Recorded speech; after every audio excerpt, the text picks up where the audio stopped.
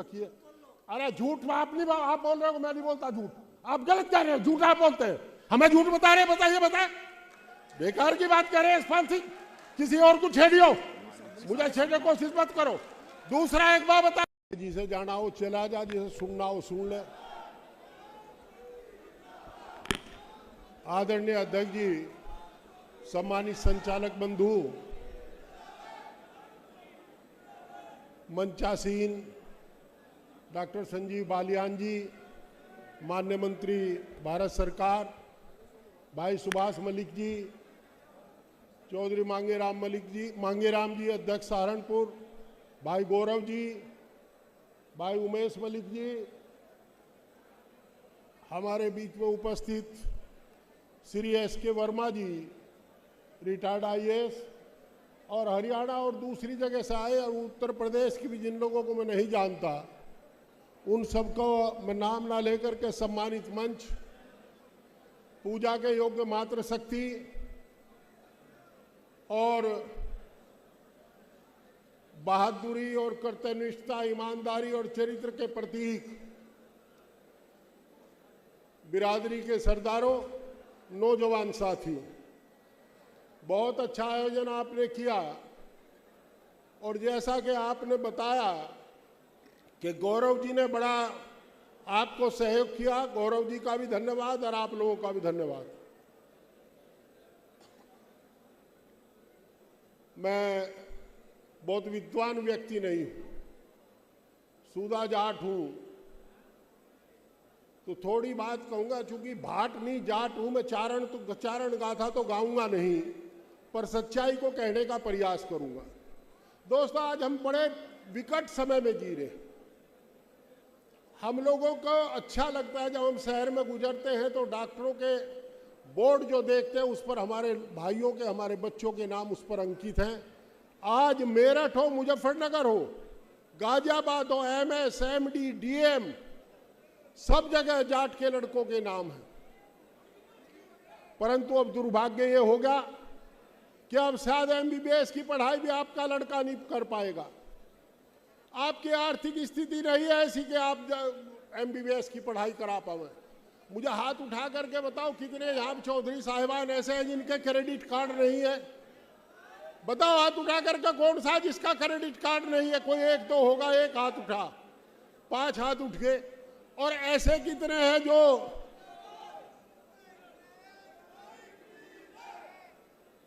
भाई अगर मैं शुरू कर दिए तो आपको दिक्कत पड़ जाएगी। ऐसे कितने हैं जो जब उसका रिन्यूअल कराते हैं तो बैंक में जाकर के दलाल को ये नहीं कहते तू पैसे ले ले, अपने पास से जमा कर दे, कल निकल के तुझे मिल जाएंगे। हमारे हालात बहुत खराब है। हाँ, कुछ लोगों को जादू है। मैंने एक दिन एक सज्जन को टीवी पे सुन रहा था, मैं जानता था, बहुत साधारण व्यक्ति था। उसने बताया कि मेरे इतने 1000 करोड़ के काम वहां चल रहे हैं, इतने 1000 फ्लैट मेरे बने खड़े हैं। तो कुछ लोगों ने तरक्की की है, अच्छा लगता है। मेरा कहने का आशय है कि पिछली पीढ़ी ने, हमसे पिछली पीढ़ी ने बड़ा संकट काट करके हम लोगों को बोलने की बात सिखाई। जो हमारी कौम के, और जिन्होंने अपने आप को जाट कौम नहीं किसान कौम के हवाले किया, चाहे सर छोटू राम हो, चाहे चौधरी चरण सिंह हो, चाहे आपके नाथूराम मिर्धा जी हो, महेंद्र सिंह टिकैत रहे, चौधरी रणबीर हुड्डा थे, चौधरी देवीलाल थे, चौधरी बंसीलाल, उन लोगों ने आपकी कौम के लिए काम किया। चूंकि आप किसान थे, काम करने का तरीका दूसरा था, वो बात किसान की कहते थे, काम आपका होता था। हम जानते हैं कि आप भी सहमत होंगे, अगर चौधरी सर छोटू राम ना होते तो आप बोलना भी ना सीखते, और अगर चौधरी चरण सिंह ना होते तो जमीन के मालिक आप ना होते, जमींदारी जमीन के मालिक थे। हम मेरठ की धरती को इसलिए नमन करते हैं कि ये धरती 1857 की क्रांति की धरती है। वही यह धरती उस महान पुरुष की, उस महान योद्धा की कर्म भूमि रही है, जिसका नाम चौधरी चरण सिंह ने, जिसने हम जैसे लोगों को उठा करके, जिनकी चरण धूलि जिसके पैरों मस्तक पर लगा दी, उसको MLA MP मंत्री बना दिया। नहीं तो सरमाएदार के बच्चे MLA MP बनते, आपका बेटा कोई MLA MP ना बन पाता।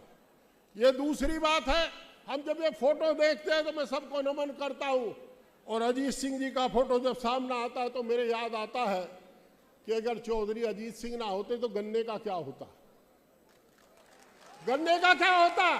हमारी जानकारी है 89 में जब सरकार बनी, हम लोग रोज विधानसभा में लड़ते थे, खड़े कोल्लू को लाइसेंस मुक्त करो, खड़े कोल्लू पे लाइसेंस होता था। अरे दरोगा भी, पटवारी भी, एसडीएम भी, पॉल्यूशन वाले भी सब जा करके सील लगाते थे।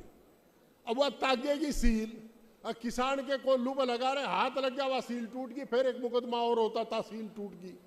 तो वह सील ना टूटे इसके लिए हम लोगों ने रोज लड़ाई लड़ी, और मौका आया, जनता दल की सरकार थी कि उत्तर प्रदेश की विधानसभा में मुलायम सिंह यादव जी ने घोषणा की कि अब खड़े कोल्लू पर कोई लाइसेंस नहीं रहेगा, और खड़े कोल्लू चलने शुरू हुए।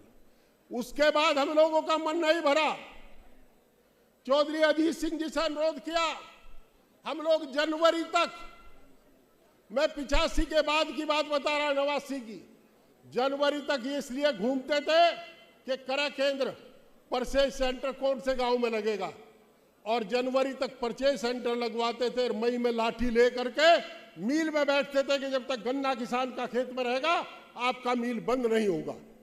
दोस्तों आज तो अतुल जी का भी मील है। और उसके बाद एक निर्णय हुआ, किस्मत भाषणों से नहीं बदलती, नीति से बदलती है। एक निर्णय स्वर्गीय आदरणीय चौधरी अजीत सिंह जी का हुआ, मीलों का 6 एरिया घटा करके 12.5 या 15 किलोमीटर कर दिया, नए नए मील लगे, हमारा गन्ना आपूर्ति होने लगा। हम गेहूं की फसल भी ज्यादा करते हैं। ईमानदारी से बताओ, गेहूं ज्यादा होता है नहीं होता? अब आपके यहाँ गन्ना समय से संभालते हैं तो गेहूं भी ज्यादा होता है, सिरसों भी होती है। पर दोस्तों अभी एजुकेशन में काम करने की बहुत जरूरत है। मेरी आपसे अनुरोध है, मैंने पहले भी कहा था मैं चारण गाथा नहीं गाऊंगा, मैं अनुरोध करूंगा, जो मंच पर बैठे हुए लोग हैं ये तो बहुत भोले हैं, और भाई हमें तो फक्र है कि हमारे अंदर इनकी रगों, हमारी रगों में इनका खून है। अगर ये हमारे साथ ना होते हम कभी सत्ता में नहीं रहे। 5 बार सदन में जाने का मौका मिला पर कभी सत्ता में नहीं रहे। अगर हमारे अंदर रगों में इनका खून ना होता तो हमारे तो घर को चौतरा बना देते। हमारी तो सारी उम्र लड़तो भिड़तो बीत गई, जब भी जरूरत पड़ी यही लाठी लेकर चले और जब ही जान बचाइए। हम तो रोज सड़क पर ही रहे। दोस्तों मेरी मंच पर मंचासीन लोगों से मेरा एक अनुरोध है कि शिक्षा के लिए कुछ काम करो, शिक्षा के लिए काम करो।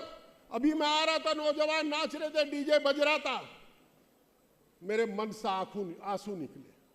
ये इस उम्मीद के साथ नाच रहे कि आज तेरी बिरादरी के लोग इकट्ठे हो रहे हैं, ये तेरा भविष्य बढ़ाएंगे।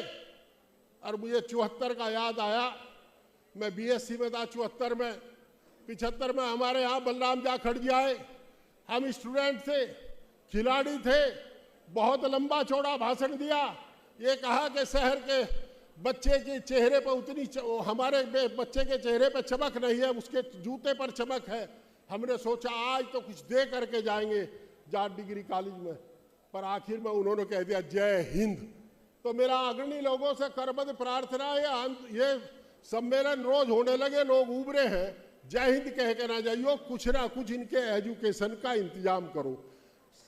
हमने, हमारे बुजुर्गों ने, मेरे याद है जब हम राजनीति में सक्रिय थे, हम लोगों ने महाराजा सूरजमल संस्थान को बनते हुए देखा, उसकी नींव धरते हुए देखा। आदरणीय रामनिवास बिरधा जी कई मर्तबा हमारे घर आए, उन्होंने घर घर जाकर के मेंबर बनाए, पर उस समय एक समझबाग हमें दिखते थे कि ये कोचिंग सेंटर बनेगा, हमारे बच्चों को अच्छी शिक्षा देगा।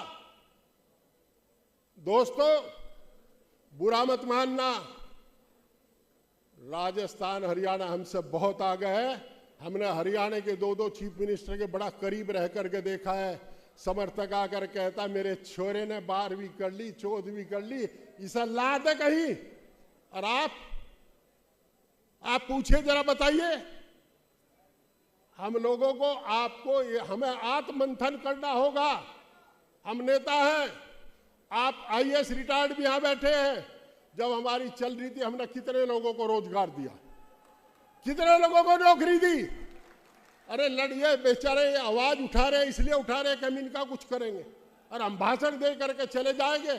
कल अखबार में छपेगा, बड़ा सा फोटो आएगा, कुछ लोग चारण गाथा गाएंगे और चले जाएंगे, छुट्टी होगी। हम लोगों को, मेरे याद है एक बार चौथ चरण सिंह जी के सामने मेरी शिकायत हुई कि हरिंदर मलिक जातिवादी है। उन्होंने मुझे बुलाया, बहुत डांटा। मैंने कहा जी जाट का कसूर बहुत है। पहली तो बात यह कि बच्चे वो दाखिला नहीं मिलता, पढ़ता नहीं, और पढ़ जाए तो सिपाही बनाया, रोडवेज में कंडक्टर बनाया, गन्ने में कामदार बनाए, और उसका ट्रांसफर या तो होगा बनारस या होगा पहाड़ पर। तो चौथ साहब ने मुझे बैठाया और डांट करके कहा कि प्रचार मत करो, अपने आदमी की मदद करो। आप अपने आदमी की मदद कर रहे हैं, इससे जातिवादी नहीं हो जाओगे। आपका फर्ज बनता है, आपका दायित्व बनता है, आपको अगर विधानसभा में भेजा है तो उस मतदाता की लड़ाई लड़ना आपका काम है, और उसी समूह को जाति कहते हैं। दोस्तों, यहां तो निरोड़ लाठी तो एमएलए बने थे पहली बार। भाई सही कह रहा, मैं खतौली में चौथ साहब ने मुझे टिकट दे दिया 85 में। 29 गांव में तो डॉक्टर साहब मुझे वोट मिली 35,000। चौथ चरण सिंह के नाम पे मिली थी, मेरे नाम पे नहीं थी। और भाई 61 गांव और खतौली कस्बा और शाहपुर कस्बा, उसमें मिली थी 7,500, और मैं 22,500 से चुनाव जीत गया था। फिर कुकर बुल्लू ही ना। दोस्तों, मेरी एक प्रार्थना आप लोगों से है, हमारा गौरव में इतिहास है। हम इतिहास का खूब रोज वर्णन करते हैं, जितना मैं जानता हूं उससे ज्यादा ये जानते हैं, पर इस इतिहास को हम अगली पीढ़ी के लिए क्या कर रहे हैं, इस पर विचार करना होगा। आज पीढ़ी खराब हो रही है। मैं एमएस देख करके खुश होता हूं, एमडी देख करके खुश होता हूं, डीएम है काखड़े की लड़की न्यूरोलॉजी में, पर आज जानते हो, आज एमबीबीएस की पढ़ाई की 1 करोड़ फीस है। सूर्यदेव सिंह मेरे पास आया, पटवारी है, और आकर के अपने बेटे को लेकर के, मलिक साहब आपकी माल लगा, इसे समझा दो, मैं या फीस नहीं दे सकता, इस लड़के का दाखिला एमबीबीएस में होगा, परंतु उसके बावजूद मैं फीस नहीं दे सकता, मेरा घर बिक जाएगा। कितने लोग हैं जो 1 करोड़ की फीस दे देंगे? दोस्तों, हम बोलते नहीं, हमको बोलना चाहिए, बोलने का काम ये नहीं करेंगे। हम संवैधानिक पदों पर रहे हैं, हमने रहते हुए बात को उठाई है। दोस्तों,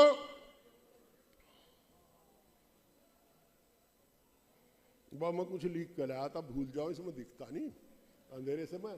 दोस्तों, स्थिति बहुत खराब है। हम लोगों को यह भी करना चाहिए कि फीस में या तो रिलैक्सेशन हो या रिजर्वेशन हो बच्चों का। रिजर्वेशन की बात चली, हमारे बीच में एक ऐसी शख्सियत बैठी है जिसे आपने पंसानी आदि पीछे बैठा दिया था। हमारे आईएएस नहीं होते, अब होने लगे हैं। आईपीएस भी अब होने लगे हैं। नहीं तो हम तो हरियाणा के लोगों को सलाम करते थे आईएएस आईपीएस को। हमारे यहाँ 3 आईएएस हुए जिले में अब से पहले।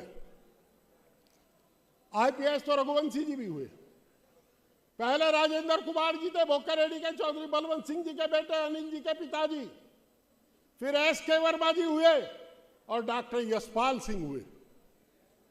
डॉक्टर यशपाल सिंह और एसके वर्मा जी हमारे गार्जियन की तरह थे।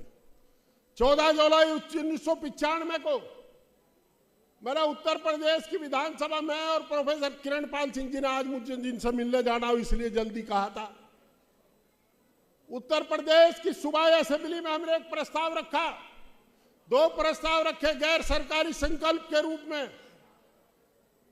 हमने कहा कि उत्तर प्रदेश का बंटवारा होना चाहिए, 23 जिलों को मिलाकर के पश्चिम उत्तर प्रदेश अलग बने। हम लोगों ने पंसारी जी आपसे जो आपको अपेक्षा है उसके अनुसार पार्टी की सीमाओं से ऊपर उठकर कैसे 2002 तक हम लोग राजनीति करते करते भी, विजय सिंह राणा जी आज स्वर्ग में है, प्रोफेसर किरण पाल सिंह, मैं और आदरणीय लक्ष्मी नारायण चौधरी जी, सरदार सिंह जी, हम लोग आंदोलन करते रहे। वो सरकार में थे, भाजपा में थे, और हम लोग अलग थे।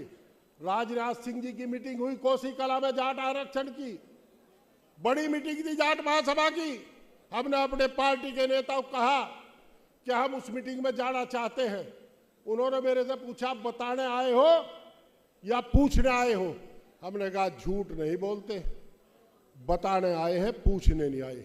और हम सीना ठोक करके भारतीय जनता पार्टी के नेता आदरणीय राजनाथ सिंह जी की मीटिंग में गए और बोल करके आए, क्योंकि हमारा उद्देश्य जाट आरक्षण का था और जाट आरक्षण की लंबी लड़ाई हम लोगों ने लड़ी। हम लोग पार्टी की सीमाओं से ऊपर उठ करके लड़ाई लड़ते रहे। कुछ बातें मेरी किसी को अच्छी नहीं लगती होंगी। दोस्तों, मेरा एक ख्वाब रहता, लड़ाई के बाद में राम प्रसाद जी को सरदार सिंह मथुरा बुला लाए, लक्ष्मी नारायण में, और उनमें भी भेद था। मैं तो पहले ही मने कर रहा था कि मैं जाऊं भाई, बोल लूं क्यों, या तो थारी चारण गाथा गाऊं। अरे इस पीढ़ी की बताओ जोर से जय बोल रहे। देखा अब तो 2 मिनट 5 मिनट बोल कटूंगा भैया, तो इनकी बढ़ाई बढ़ाई बढ़ाई, अरे लेके क्या जाएंगे ऐसा बताओ। तो दोस्तों, राम प्रसाद जी ने जिन बच्चों के नाम आ गए, बताइए कौन दिला पाएगा? हरियाणा का मैं जानता हूं, हरियाणा में 2016 के बाद क्या हुआ। कुछ नौजवान तो ऐसे जिनकी जवानी जेल में बीत गई। दोस्तों, कारगिल का युद्ध लोग नु कहते द्वार बनेगा, जूनियर हाई स्कूल बनेगा, तो हर आदमी चाहता मेरे गांव का छोरा शहीद हो जा, पर शहीद पड़ोसी का हो जा, मेरा ना हो। तो वो काम तो गलत है। भाई जानना चाहता हूं कितने नेताओं के परिवार के लोग दंगे में सम्मिलित थे, चाहे आरक्षण का आंदोलन हो चाहे किसी का आंदोलन हो। हम तो छा में, दूसरे को धूम में। ये बात नहीं है। एक बात मैं आपसे अनुरोध करना चाहता हूं, सम्मानित मंच से, हमारा नौजवान नशे की तरफ चल रहा है, हमें रोकना होगा इसे। अगर यही हालात रहा तो जब नशा करेगा तो पीढ़ी बिगड़ेगी, चरित्र बिगड़ेगा, ये जाट की पहचान समाप्त हो जाएगी। मेरी प्रार्थना है नशा मुक्ति आंदोलन भी चलने चाहिए। और एक इतना बुरा काम चल गया भाई, हम तो सामाजिक आदमी, यहाँ तो 85 से रियोज दिन आगे लड़तो भिड़तो हमारा वो नसीब नहीं था। कांवर बैठ दे कुर्सी बैठ ले, हम तो लड़तो भिड़तो हो गए, पर निभारे भाई तलाक का ऐसा मामला चल गया जिसकी कोई हद नहीं रही, वह शर्म नहीं रही। आने का काम करो, समाज सुधार के 2 अनुरोध है मेरे, नशे से बचा लो। और एक अनुरोध भाई नेताओं आपसे, भाई एक अपना रिपोर्ट कार्ड रखो, कितनों को नौकरी दुआई, यो रिपोर्ट कार्ड जरूर रहना चाहिए। और तो दिखे नोट भी दे, वोट भी दे, 17 चुनाव लड़ लिया मैं, 16-17 कोई दिक्कत नहीं होती, पर भाई नौकरी का होना चाहिए। और मैं आपसे एक बात कह रहा हूं, पलसानिया जी कौन से भाई, मैं अच्छा तू भी भाई एक बात कहूं यार, ऐसा ना करो। ये सौरा MLA MP तो भाई ऐसी संवैधानिक बाध्यता है, कोई बन जा, कोई विक्रम सैनी भी था, क्यों मलिक साहब? मैं, अरे सुनो, मेरा ही कौन सा योगदान था भाई, मेरा कौन सा? सुनो मेरी बात सुनो, मैं कबड्डी का कैप्टन था, कुश्ती का कैप्टन था, और मैं तड़के का साज लो अपना खेल खाल का काम करूँ था। पहले LLB करी, फिर MSc जूलॉजी में एडमिशन ले लिया चुनाव लड़ने के लिए। अरे चौधरी चरण सिंह के नजदीक चले गए, हम बन गए MLA। मैं वही तो कह रहा, कोई खूबी नहीं थी मेरे में, मैं ये कह रहा। परंतु हमारे बीच में SK वर्मा जी बैठे, रिटायर्ड IAS, और आरक्षण में जितनी मदद इन्होंने और यशपाल सिंह हमें गाइड करके की है। अरे झूठ आप नहीं, आप बोल रहे हो, मैं नहीं बोलता झूठ, आप गलत कह रहे हैं, झूठ आप बोलते हैं, हमें झूठ बता रहे हैं। बताइए, बेकार की बात कर रहे हैं यशपाल सिंह, किसी और को छेड़ियो, मुझे छेड़ने की कोशिश मत करो। दूसरा एक बात बता,